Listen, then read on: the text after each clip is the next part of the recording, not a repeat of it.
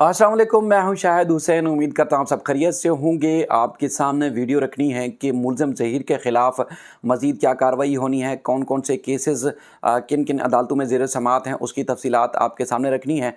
एक तो ये है कि वाज़ेह है बल्कि कि मुलज़मान के ख़िलाफ़ अब जो उन्होंने खून के आंसू रोने हैं, उन्होंने जो तकलीफ़ें और जो उन्होंने जो दूसरे के लिए सोचा था, अब इनके ऊपर ख़ुद क्या बीतना है, क्या कुछ इन्होंने सहना है, वो सारी तफसीलात आपके सामने रखनी है। लेकिन एक और चीज़ कि अक्सर हमारे शाहिद भाई जो शाहिद सकलैन साहब हैं, वो मुझे एक मिसाल सुनाते रहते हैं, हमारी एक सराइकी ज़बान में है। वो अक्सर सुनाते हैं कि बेशर्म का घी जो है गिर गया था, तो उसके बाद उसने कहा कि यार कोई बात नहीं, मैं तो वैसे भी रूखा खाने का आदी हूँ। सराइकी में कुछ और तरीके से कही जाती है, लेकिन उसका लबो-लबाब ये था। लेकिन बेशर्मों के साथ जो कुछ हुआ है, लेकिन वो अब भी ढिठाई पर कायम है और मुख्तलिफ़ किस्म की तावीलें पेश कर रहे हैं कि देखें जी, हम तो जीत गए, हम तो यही चाहते थे, हमारा डे वन से मौक़िफ़ ही यही था, हम तो बिल्कुल जीत गए, बिल्कुल जी, हम तो खुशियाँ मना रहे हैं, हम तो हँस रहे हैं, कह के लगा रहे हैं। लेकिन जो कुछ हुआ है, जिस नहज पे मुल्ज़मान को पहुँचाया है, वो इन्हीं लोगों ने पहुँचाया है जो कल बैठ के खुशियाँ मना रहे थे और जो बड़े-बड़े दावे कर रहे थे कि अब देखें जी, ये हो गया, वो हो गया, पता नहीं कमाल हो गया। लेकिन अगर मुल्ज़िम अगर अपनी साइड पे बैठ के नूर बीबी और उनका जो बच्चे हैं, वो बैठ के सोचें कि उनके साथ हुआ क्या है, तो उनको सबसे बड़े जो दुश्मन नज़र आएँगे, वो यही लोग नज़र आएँगे जो उनका सोशल मीडिया के ऊपर दिफ़ा करते हुए नज़र आते थे, उनकी बेहतरी और बड़ी-बड़ी बातें करते थे और उनको हीरो करार देने की कोशिश करते थे।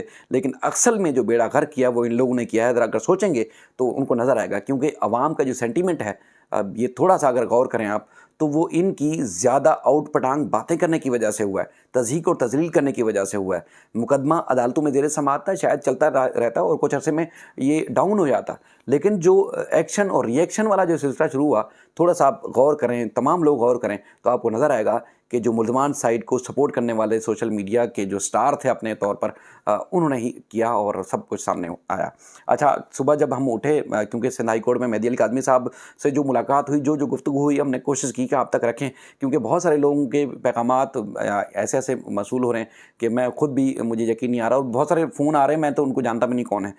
मैसेजेस और व्हाट्सएप के ऊपर फ़ोन कॉल्स आ रही हैं, दुनिया भर से आ रही हैं, मैं वाक़ई नहीं जानता, लेकिन उनकी मोहब्बत और उनका ख़ुलूस है कि एक भाइयों की और बहनों की तरह इज़्ज़त और एहतराम के साथ वो खुशी का इज़हार कर रहे हैं। मेहदी अली काज़मी साहब के बारे में भी और मुझे भी दुआएँ दे रहे हैं, और मैं वाक़ई सबका मशकूर हूँ कि लोगों ने इतनी बड़ी दुआएँ दी और एक ख़ुलूस उन्होंने दिया। और लेकिन ये है कि जो मेहदी साहब से जज़्बात का इज़हार या उनके साथ जो अटैचमेंट थी, अब बेटी घर जाने के बाद मेहदी अली काज़मी साहब और उनकी फ़ैमिली के क्या तासुरात थे, घर में कैसा गुज़रा, वो कोशिश की कि जो ऑन रिकॉर्ड हो सकता था कैमरे पे, वो मैंने आपके सामने रखा। अच्छा, लेकिन सुबह जब मैं उठा, चूँकि ऑफ़िस जाना था, कोर्ट हम रिपोर्टिंग के लिए रोज़ जाते हैं, तो सबसे पहले जैसे व्हाट्सएप में मैंने मैसेज सुना, वो मेहदी अली काज़मी साहब का था। मेहदी अली काज़मी साहब जैसे उठे, तो सबसे पहले उनका वॉइस नोट था, जिसमें करीब उनके बच्चों की आवाज़ें आ रही थी खेलने की और मौज मस्ती की। तो उन्होंने कहा कि देखें जी, मैं ऐसा लग रहा है कि जैसे पहली बार पुरसकून तरीके से सोया और उसके बाद आँख खुली इन बच्चों की आवाज़ों की वजह से। मेरी तीनों बेटियाँ खुश हैं और खुशी का इज़हार कर रही हैं और आपस में खेल रही हैं। तो उन्होंने कहा, मैं यकीन नहीं कर सकता था कि इतनी बड़ी अज़ियत के बाद फिर मुझे अल्लाह ताला ने इतना सुकून बख्शा। तो अब वो सारी थकावट और वो सारी परेशानी, ऐसा लग रहा है सब ख़त्म हो गया है और अब आसानियाँ ही और आसानियाँ हैं।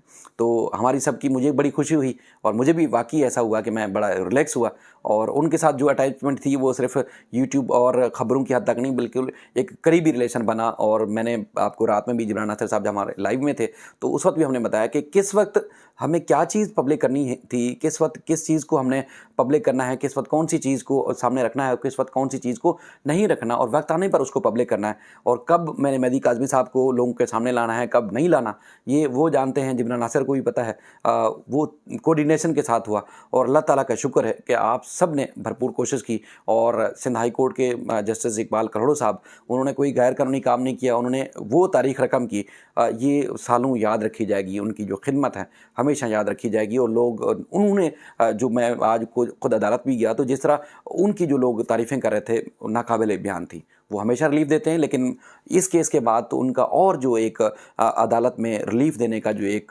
सिस्टम है, जो उनका तरीक़ाकार है, उसकी और ज़्यादा लोग तारीफ़ें कर रहे हैं। तो यकीनन अल्लाह ताला उनको भी उनके लिए आसानियाँ पैदा करे और अल्लाह ताला उनको भी अपनी हिफ्ज़-ओ-मान में रखे। इसी तरह हमारे और भी तमाम ब्यूरोक्रेसी में और सरकारी इदारों में लोग मौजूद हैं और वाक़ई ही डिज़र्व करते हैं, उनको उनकी लोग रिस्पेक्ट करें, उनको लोग इज़्ज़त दें।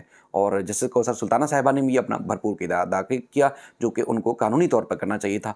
बाकी जो मामला है केस के हवाले से अगर मैं थोड़ा-सा आपको केस का बताऊँ कि देखें, पहली बात तो ये है कि 15 जनवरी को मुल्ज़िम ज़हीर की तरफ से जो एडिशनल डिस्ट्रिक्ट एंड सेशन जज की जो अदालत थी, उसके ऊपर अदम एतमाद का इज़हार किया गया था। उस केस की समाअत होनी है डिस्ट्रिक्ट एंड सेशन जज जो नईम मेमन साहब हैं उनकी अदालत में, उसमें दलाइल होने हैं कि मुकदमा क्या इलियास मेमन साहब जो कि ADJ 7th हैं, उनकी अदालत में चलना चाहिए या नहीं चलना चाहिए। ये उनकी जो है वो दरख्वास्त की समाअत होगी और दलाइल होंगे। अच्छा, कुछ दलाइल जो GM फारूकी साहब हैं, मुल्ज़िम के वकील, उनकी तरफ से हो चुके हैं, बाकी दलाइल जिब्रान नासिर साहब के होना बाकी हैं। और उसके बाद 19 तारीख को केस के मेन जो ट्रायल है, यानी कि जो मुल्ज़मान के ऊपर फ़र्द जुर्म आयद होनी है, अब वो केस तो गैर मौसर हो चुका है, जो जिब्रान नासिर साहब और मेहदी अली काज़मी साहब की तरफ से दायर किया गया था कि जो बच्ची है उसको चाइल्ड प्रोटेक्शन यूनिट से उनके हवाले किया जाए खतूत और सारी रिपोर्ट्स सामने आने के बाद।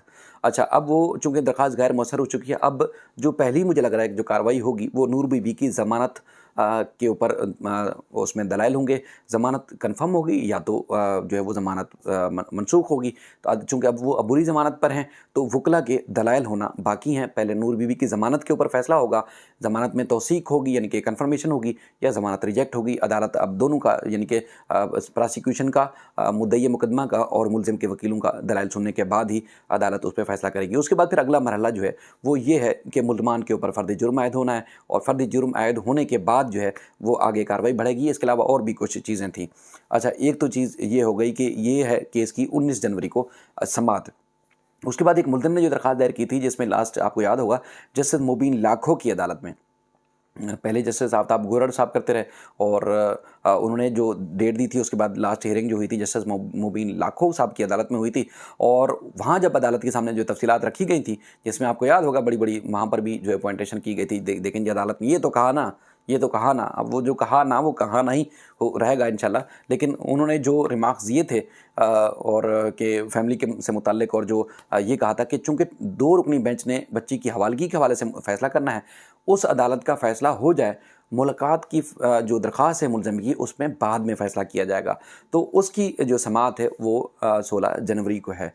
इस तरह जो है वो जो बच्ची का जो है MLO से मुताल्लिक दरख्वास्त दायर की गई थी मेहदी अली काज़मी साहब की तरफ से, उसकी दरख्वास्त होना बाकी है। चूँकि वो जज साहब उस वक्त छुट्टी पे थे, तो अब ये दोबारा हियरिंग के लिए या अर्जेंसी फ़ाइल की जाएगी। चूँकि जस्टिस ये जो समाअत करनी है MLO से मुताल्लिक जो दरख्वास्त दायर की गई थी उसमें नज़रसानी से मुताल्लिक, तो वो जस्टिस जो है वो सिंध हाई कोर्ट के हैं, जस्टिस जो है वो सलाउद्दीन पंवर साहब, वो समाअत करेंगे। तो उनके लिए अर्जेंसी शायद फ़ाइल की जाए, क्योंकि MLO से मुताल्लिक जो मामला था वो पेंडिंग है, अभी भी आपको याद होगा। तो अब मुद्दई मुकदमा यानी कि मेहदी अली काज़मी साहब और जिब्रान नासिर साहब फ़ैसला करेंगे कि उनको अब कब दरख्वास्त ये दायर करनी है। बाकी बच्ची घर पहुँच चुकी है और अब जो ज़्यादा फोकस है, मुल्ज़मान ने अगर केस को लटकाना है, तवील करना है, तो पेशियाँ दोनों ने भुगतनी है, वो कर लें, शौक़ पूरा कर लें। लेकिन मामला ये है कि अब जल्दी है या देर है, वो मुल्ज़मान को जो है वो उसको फ़ैसला करना है कि केस जल्दी चलाना है या फिर देर से जो है वो सुनना है, चलाना है केस को। मुल्ज़िम तो आपको पता है कि लाहौर से आते हैं और मुद्दई कराची में है, अब ये देखना है इसको। बाकी अक्सर ये मेरी जो कोर्ट मैंने शुरू में सुनाई है मिसाल कि जो एक लतीफ़ा टाइप का, वो अक्सर लोग कहेंगे यार ये तो आपने उर्दू में सुनाया था, तो आपको तो सराइकी में सुनाना चाहिए था। तो शायद भाई अक्सर सराइकी में ये सुनाते हैं कि बेशरम दा घ्यू वीटिया गया, और वो कह रहा था कि मैं तो वैसे ही रूखा खावन दा आदी हाँ, कि मैं तो वैसे ही रूखा खाने का आदी हूँ। तो अब वो बेशर्मी की जो हदें पार करें, वो अपनी उनके ऊपर मर्ज़ी है, वो कुछ भी कह सकते हैं, उनकी सोच के ऊपर, उनकी अकल के ऊपर, उनकी शऊर के ऊपर, उनकी किसी चीज़ पे कोई पाबंदी नहीं। बाकी अल्लाह ताला ने सुरखरू किया जिब्रान नासिर साहब को, मेहदी अली काज़मी साहब को और सबको।